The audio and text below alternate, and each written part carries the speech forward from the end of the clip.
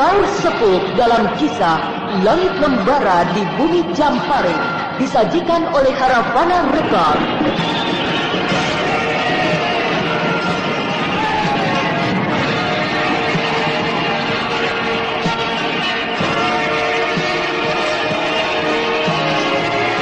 Naskah karya Niki Kosasi, hiasan musik dan sutradara Indra Mahendra.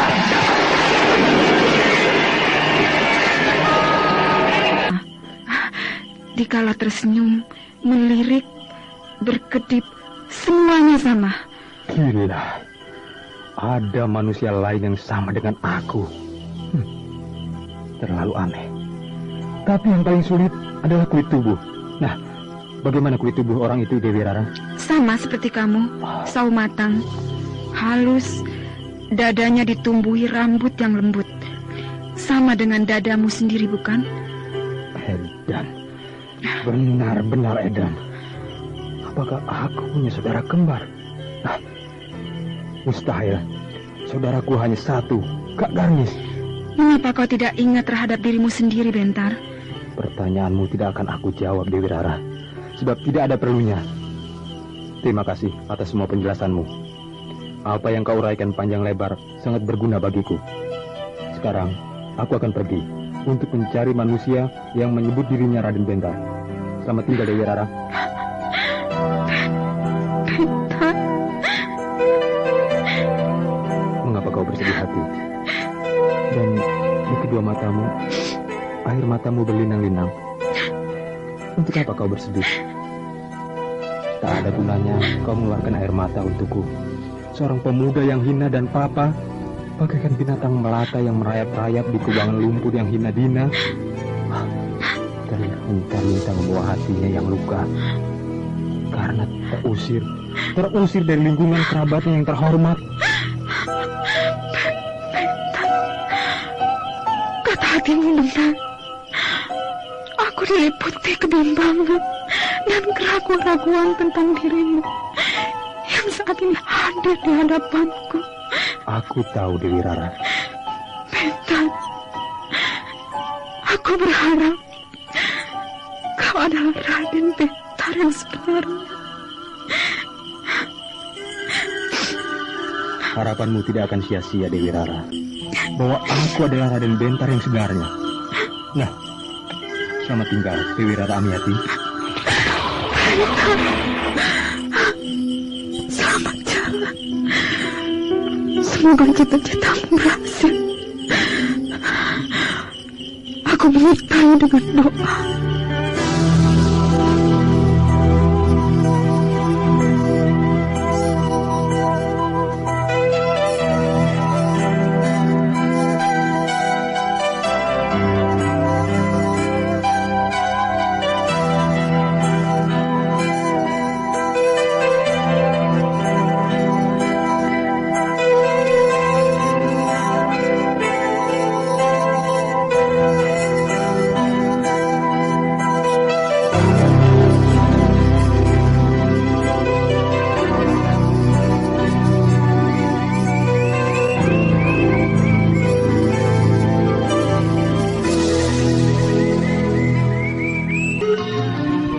Dewi Rara. Paman sana. Bagaimana hasil pembicaraanmu dengan Raden Bentar? Maksud paman? Bukankah tadi malam kau bercakap-cakap dengan dia di dalam pondokanmu? Paman tahu? Jangankan manusia, Dewi Rara. Seekor semut yang merayap memasuki padepokan kita ini, dapat aku dengar suaranya. Apakah kebimbanganmu kau utarakan kepadanya? Sekuat daya saya menahan diri untuk tidak mengatakannya, Paman. Tapi saya tidak tahan. Lagi pula untuk apa saya sembunyikan? Karena dia pun sudah mengetahuinya. Ya, kau benar, Dewi Rara. Lalu, bagaimana sikapnya setelah mendengar pengakuanmu itu? Dia hanya mengucapkan terima kasih. Diucapkannya kata-kata terima kasih itu dengan sangat wajar. Sama sekali tidak nampak gejolak perasaan yang berlebihan. Dan sikapnya yang seperti itu semakin membuat saya tidak dapat menahan diri. Hampir saya memeluknya, Paman Soma.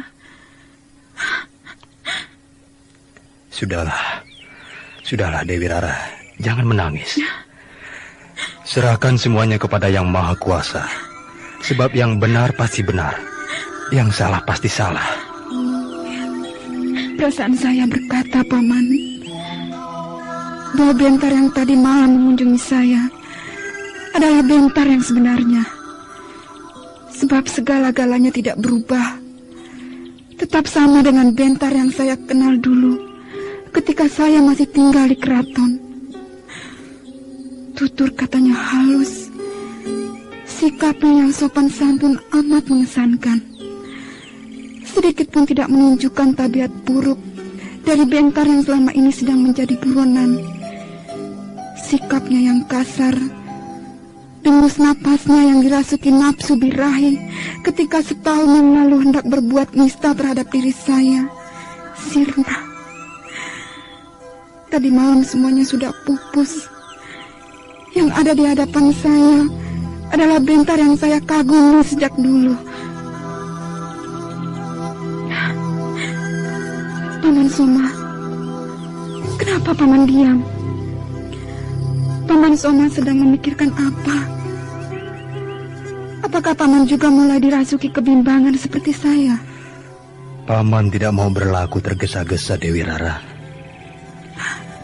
Ya, saya mengerti, Paman.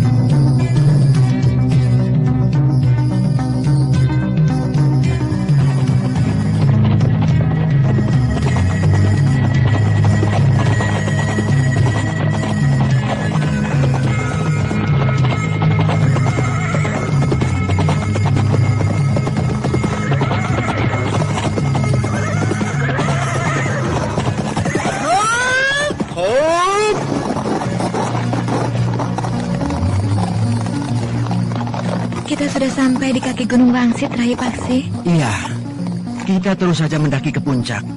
Jalannya sekarang sudah agak lumayan, Kak Garnis. Bisa dinaiki sambil menunggang kuda sampai ke puncak. Iya. Tapi apakah Kak Garnis yakin bahwa Kakang Bentar akan datang ke padepokan Gunung Wangsit? Rai Paksi, Bentar akan mencari keterangan kepada orang-orang yang dianggapnya akan bersikap jujur. Dan orang yang akan dianggapnya paling jujur tentunya Dewi Rara Amiyati. Apakah karena Dewi Rara Amiyati mencintai Kakang Bentar? Benar. Dan kau harus ingat, setahun yang lalu Bentar pernah muncul di padepokan Gunung Wangsit itu untuk menjumpai Dewi Rara Amiyati. Bahkan, menurut pengakuan Dewi Rara Amiyati sendiri, perlakuan Bentar terhadap dirinya melewati batas dari kewajaran dua insan yang berkasih-kasihan. Iya, saya pun mendengarnya. Bahwa Kakang Bentar hendak menyeret Dewi Rara Amiyati ke Lembah Nista. Nah, sekarang dia muncul lagi. Dan juga kali ini menemui Dewi Rara Amiyati. Kalau benar yang muncul kali ini Bentar yang asli, tentunya ada sesuatu yang sangat istimewa dalam pertemuannya dengan Dewi Rara Amiyati. Iya, benar. Ayo, kita mendaki ke puncak. Ayo.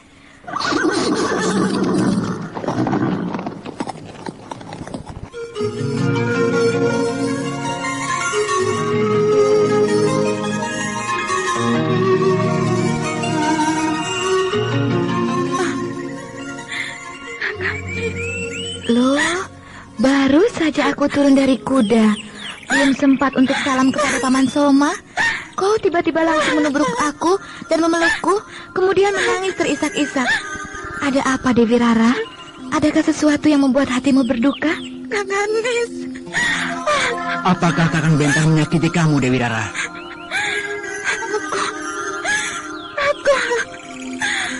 Aku tidak tahu harus berkata apa. Pikiranku kacau sekali. Perasaanku tidak keruan. Kamu sekarang kan sudah menjadi pendekar. Jangan cengeng seperti dulu ketika masih jadi Sekar Kedaton. Sabar, Paksi. Nampaknya dia sedang menahan himpitan batin yang berat. Biarlah dia menangis sepuas-puasnya, supaya tekanan di hatinya jadi sedikit enteng. Iya. Bersikaplah sebagai seorang murid padepokan perguruan silat. Duduk bersila, lalu mengatur pernafasan. Kemudian bersemedi menyatukan pikiran dan perasaan.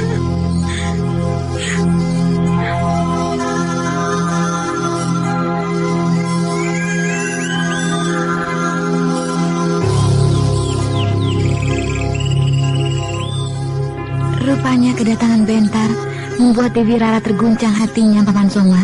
Nampaknya demikian, Garnis. Tepat dugaan saya.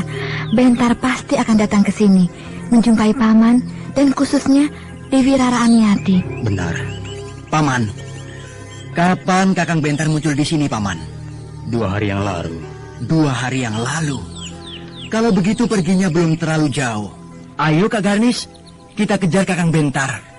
Sabar, Raden Paksi. Perkara mengejar Raden Bentar, perkara yang tidak terlalu sulit bagi kalian berdua yang menguasai ilmu lari cepat. Tapi masih ada tugas kalian lainnya yang tidak kalah pentingnya, yaitu Dewi Rara Amiati.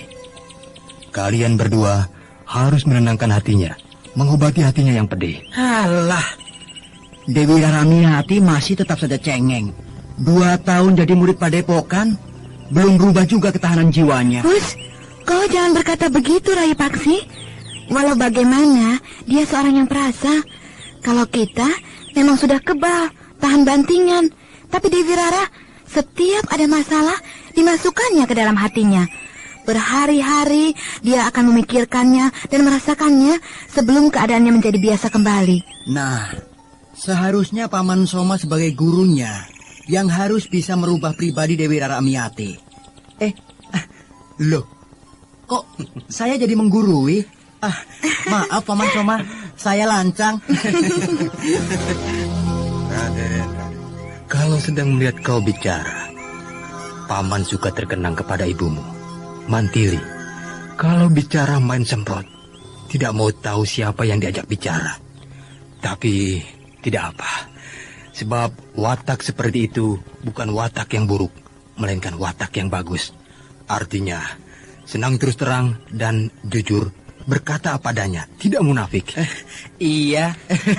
Paman Soma, apakah Dewi Rara tidak menceritakannya kepada Paman seusai dia bertemu langsung dengan Bentar? Tidak semuanya dikatakan, Garnis.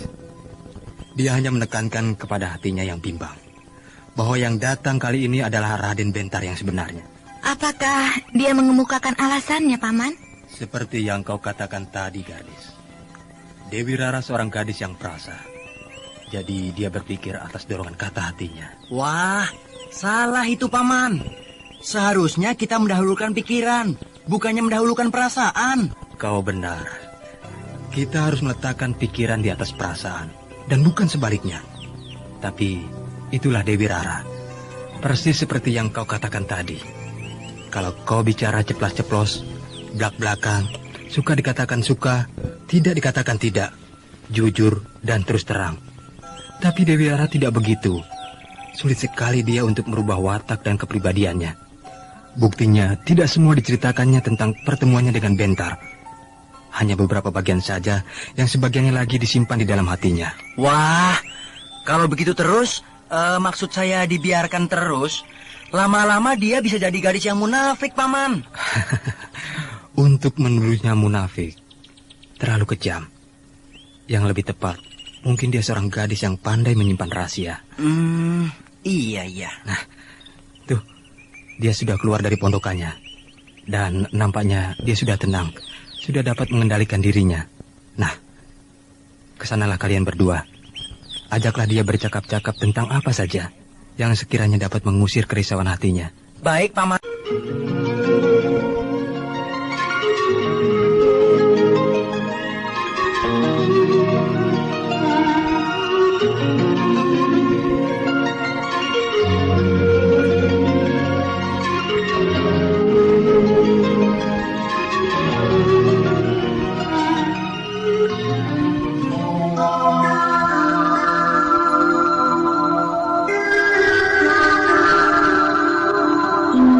bawaan Dewi Rara Amiyati semenjak kecil sebagai Sekar Kedaton yang harus pandai membatasi diri baik dalam berbicara ataupun dalam peri pola, terbawa sampai usianya menjelang dewasa. Itulah sebabnya pertemuannya dengan Bentar sangat mempengaruhi dirinya. Jiwanya agak terguncang yang membuatnya menjadi penuh kerisauan. Namun kedatangan Garnis dan Paksi di padepokan Gunung Wangsit merupakan suatu hiburan bagi hatinya yang sedang gundah.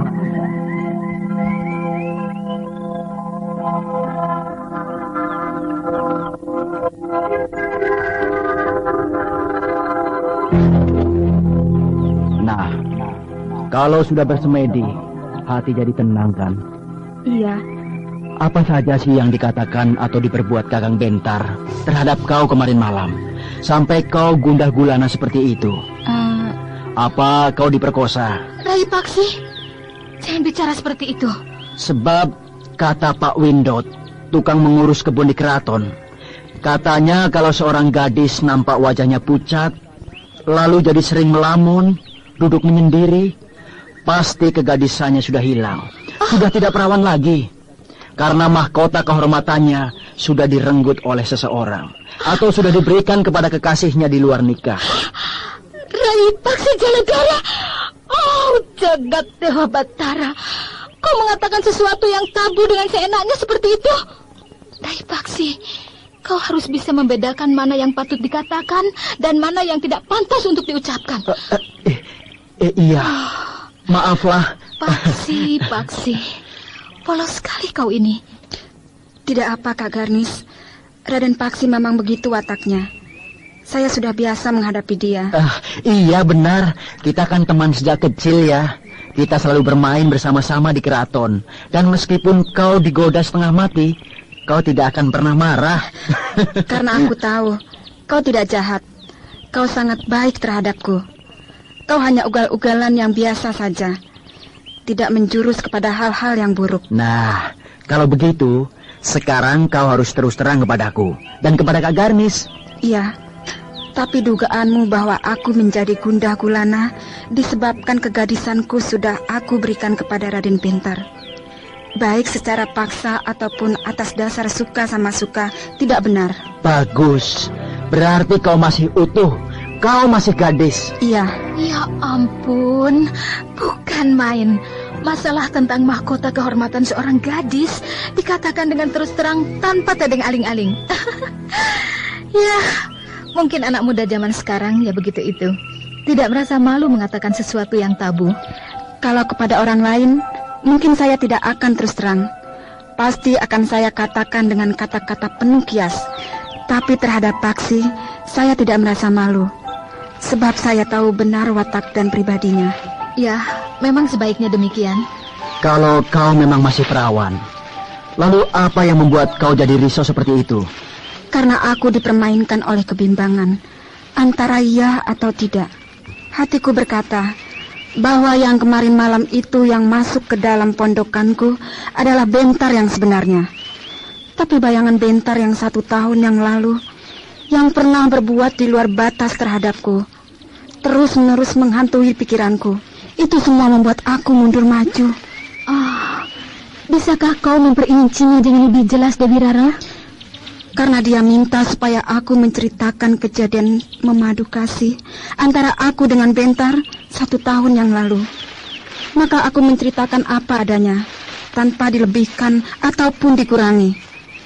Dan setelah selesai aku bercerita, Bentar nampak terhanyak, lunglai. Nampaknya dia sangat terpukul.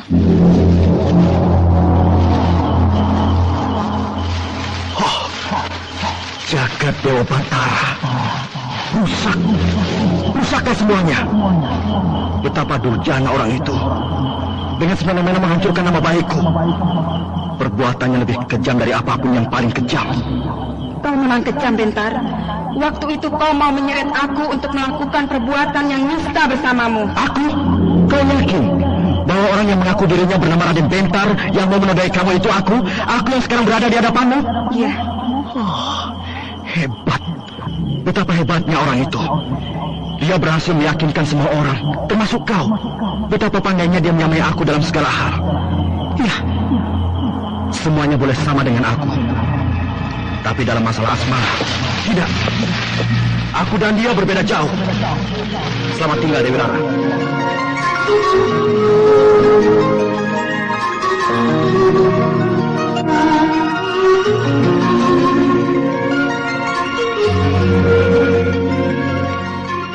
Itulah yang diucapkannya setelah mendengar uraianku yang panjang lebar. Kalau mendengar nada kata-katanya, itu adalah kata-kata ungkapan Bentar yang sebenarnya, yang tidak ada pada orang lain. Kata-katanya itu diucapkan sambil gemetar. Wajahnya pucat. Kemudian menunduk, lalu menutupi wajahnya dengan kedua telapak tangannya. Kelihatan sekali dia sangat menyesali semua apa yang terjadi. Ya, aku mengerti kalau menjadi semakin bimbang. Melihat keadaan Bentar seperti itu, saya tidak tahan, Kak Garnis. Hati saya menjerit, ikut merasakan kepedihan hatinya. Hampir saya menubruknya. Ingin sekali saya memeluknya dan menghibur hatinya. Tapi kebimbangan lebih kuat menguasai diri saya, yang membuat saya tidak berdaya untuk berbuat lebih jauh. Oh, iya, aku mengerti Dewi Rara. Dan kau tidak salah. Iya. Aku yakin itu adalah Kakang Bentar yang asli. Jangan tergesa-gesa mengambil keputusan, Rai Paksi. Sikap seperti itu adalah sikap Kakang Bentar yang sebenarnya. Nah, tunggu apa lagi? Kau harus ingat akal orang yang jahat, Paksi. Kemarin aku sudah mengatakannya kepadamu, bahwa orang yang berniat jahat akan mempergunakan 1000 akal untuk mencapai keinginannya. Dari cara yang paling halus sampai cara yang paling kasar. Dan nampaknya orang itu tahu benar watak dan kepribadian Bentar yang asli, sehingga dia dapat menyamainya dalam segala hal. Tapi dalam soal asmara tidak, bukan? Bentar yang palsu dalam bermain cinta penuh nafsu birahi. Tapi Kakang Bentar tidak begitu. Kakang Bentar menjunjung tinggi nilai cinta. Kau benar. Tapi walau bagaimana kita tetap harus berlaku hati-hati. Ya, hati-hati memang perlu, supaya tidak gampang celaka, bukan? Ayo, kita berangkat. Baiklah Dewi Rara. Pertemuan kita ini sangat bermanfaat sekali bagi kami. Dan sekarang kami mohon pamit untuk mencari Bentar. Saya ikut. Loh, jangan Dewi Rara. Kau punya kewajiban yang penting, yaitu sebagai seorang murid padepokan, kau harus tekun mempelajari semua yang diajarkan oleh gurumu. Kalau sering pergi, akan terlambat dalam mencapai tingkat tinggi, ya? Tidak ada masalah, Kak Garnis. Sebab sebenarnya sejak kemarin saya sudah libur. Libur? Saya mendapat libur selama 1 bulan. Sebab sudah berhasil menamatkan pelajaran tahap kedua. Dan Paman Soma menyuruh aku untuk pulang ke Madangkara, menengok ayah dan ibu. Oh, kalau begitu, ya, tidak ada masalah. Ayo, jangan buang-buang waktu.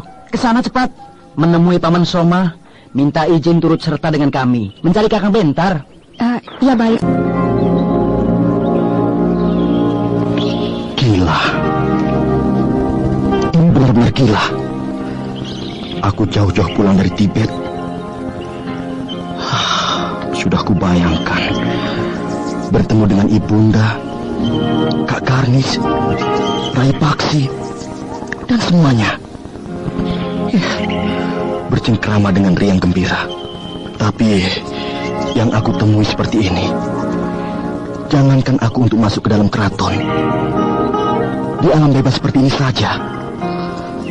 Kadang-kadang harus kucing-kucingan dengan pasukan keraton Madangkara yang terus-menerus mengejar-ngejar aku.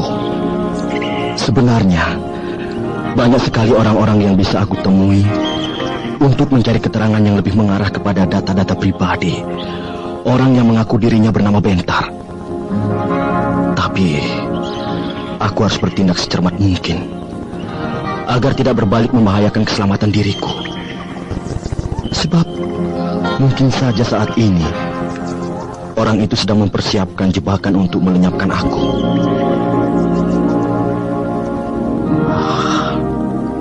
Sekarang sebaiknya aku harus kemana? Sebaiknya Sebaiknya aku pergi ke Gunung Lawu menemui Anjani. Tapi di sana tentunya ada Lasmini, ibunya. Bisa runyam jadinya. Bukannya memperoleh ketenangan, tapi sebaliknya menambah beban persoalan. Burung seriti meniti titian. Burung seriti titian. Tetes air di batu-batuan. Tetes air di batu-batuan. Meniti hati. Meniti hatinya. Meniti hati. Lasmini. Tetes air di batu-batuan. Tetes air di batu-batuan. Suara yang tadi aku dengar, itu suara Lasmini. Gemericiknya Tapi meniti di mana hati. dia? Burung seriti meniti titian. Suaranya terdengar jelas, Tetes air di bergema ke segala arah. Tetes air di Tapi batu-batuan. orangnya tidak nampak. Gemericiknya meniti hati. Dia mempergunakan tenaga dalam yang sempurna. Bisa mengolah ilmu suara dengan jitu. Burung seriti meniti titian. Burung seriti meniti Tetes titian. air di batu-batuan. Meniti hati. Gemericiknya meniti hati. Embun bergayut. Embun bergayut di dedaunan. Kanan hati siapa? Kanan hati siapa yang gundah Tuhan? Kanan hati siapa yang gundah Tuhan? Si jantung hati membayang di pelupuk mata. Si jantung hati membayang di pelupuk mata. Remuk redam hatiku Tuan. Bulan sabit mengulum senyum. Serasa Tuan di sampingku. Serasa Tuhan di samping. Serasa Tuhan di sampingku. Lasmini! Jangan goda aku! Perlihatkanlah dirimu! Patung emas di puncak bukit. Sinarnya tersaput kabut. Mengusap dada, melenguh sendu. Adakah hati yang akan menerawang? Adakah hati yang akan menerawang? Kuda-kuda meringkik di padang gurun. Satu persatu terjerembab di hembus debunan gersang. Selaksa matahari, beribu kati bulan, rangkuman bintang, merintih. Embuslah langit! Embuslah langit! Embuslah langit! Lasmini, Kenapa kau marah-marah? kau sendiri yang memancing-mancing kepedihan hatiku dengan menjalin kata-kata sastra. Ya, tentu saja aku jadi jengkel. Bagaimana kabarnya di Tibet? Banyak salju? Kapan kau datang? Baru setengah bulan. Tidak rindu kepadaku? Kerinduan akan selalu ada. Tapi rindumu tidak serindu aku. Kau agak dingin. Sudah pembawaan. Dari sananya sudah begitu. Mau apa lagi? Tidak apa. Aku tetap senang kok. Iya. Lasmini, semua orang membenci aku. Karena aku dikatakannya pembuat onar, penyebar maksiat, piang huru-hara, si perusuh, dan sebagainya.